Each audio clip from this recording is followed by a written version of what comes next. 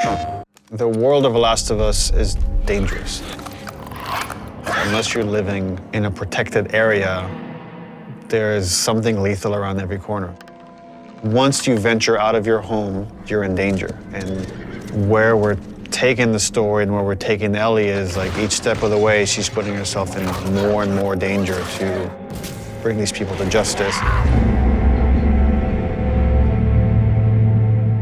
I would say that the world, in every sense of the word, is bigger than Last of Us Part 1. Both in scale and the amount of physical space that exists for you to explore, for you to encounter other people. Yeah, this route has its perks. Our hope is to make every corner a challenge, make every decision hard for Ellie. And so we do that not just in the gameplay you experience, but also in the level design. So part of that is making certain experiences really hostile, be it through weather or through rivers or craggy cliffs or slick snow. But we also use it in terms of how blind the player is. Like, what can they see? How safe do you feel? Can you see a threat coming around the corner? You never know if the bullets in your gun are going to be enough.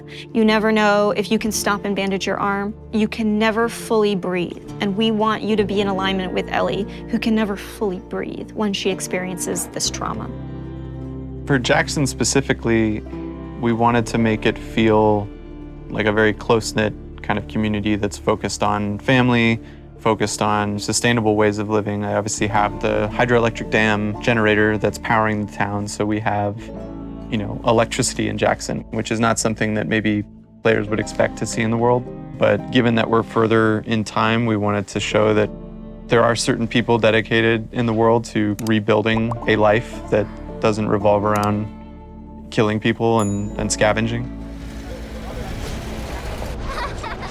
As you walk around the town, you can hear kids laughing. You could see people going into restaurants and eating. And it's a very kind of tranquil town. Now, we know there's all these horrible things happening outside the walls, but they've been able to protect the innocence of this town. Jackson, in many ways, represents what is at stake for our characters, a life of peace and relative comfort, a life where you can fall in love, a place where children can play and it's okay. And I think when we were looking at building out Jackson, it's like, okay, how many of those moments can we represent? What's awesome about the world of The Last of Us is it shows just how precious the things that we take for granted in our everyday lives, how precious those things really are.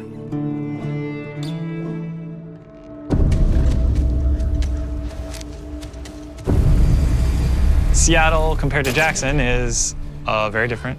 It's more of a war zone, I would say.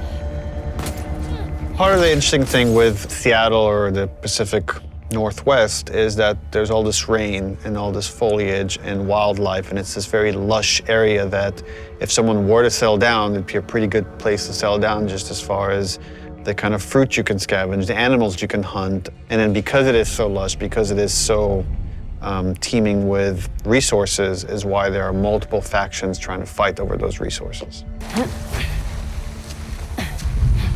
One faction you run into in Seattle is the Washington Liberation Front. When the outbreak happened, the military took some pretty drastic actions and quarantined parts of the country. And this was their way of protecting the population that has survived this horrendous outbreak. And because of that, it led to rise of these resistance groups. And in the first game, we saw the Fireflies.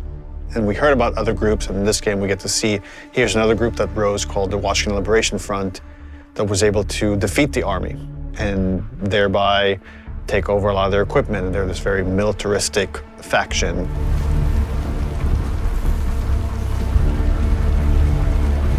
And at the same time, you have the Seraphites.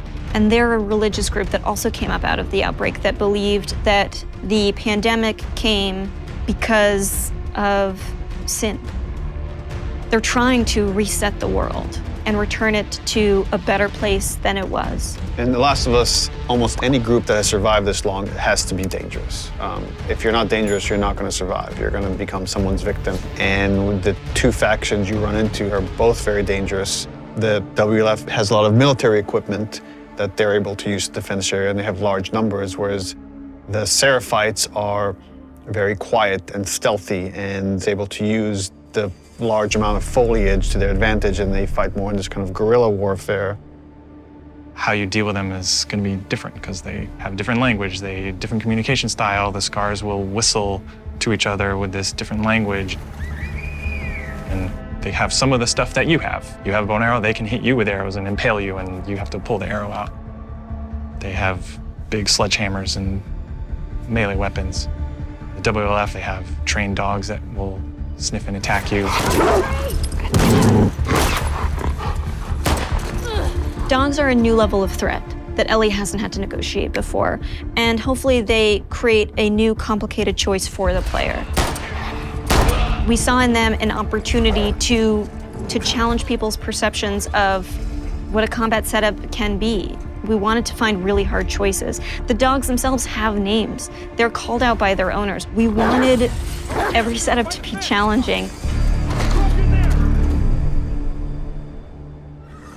That smell. Looks like Infected did this. How many do you think it would take to bring down a moose? Infected are still a threat in this world. We wanted to take first our basic classes that we had in the first game and say, okay, what's different about them now? So we'll have scenarios where way more runners, like we can have hordes sometimes of runners coming after you, and it might be about just escaping because the odds are just overwhelming. You know, this thing just keeps mutating. There's certain evolutions of infected that you haven't seen before, certain new classes. There's the shamblers, which kind of have these exploding acid clouds when you get near them. You're running down a hallway and you have to suddenly make a decision like, oh, do I want to take the damage and go through this cloud, or find some other route, or go back the way I came? And it kind of forces you to, on the fly, kind of make new decisions about how you're going to deal with the threat behind you or potentially in front of you. So again, it's about how do we make fighting against infected intelligent. So when you come on a space, you're listening to audio cues because different classes will make different sounds.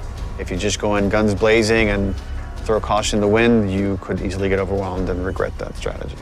That level of uncertainty and instability is something our characters have to carry with them every day as they go out into the world to protect the people they love most. And that threat is banging on their door every day. I really hope you make it.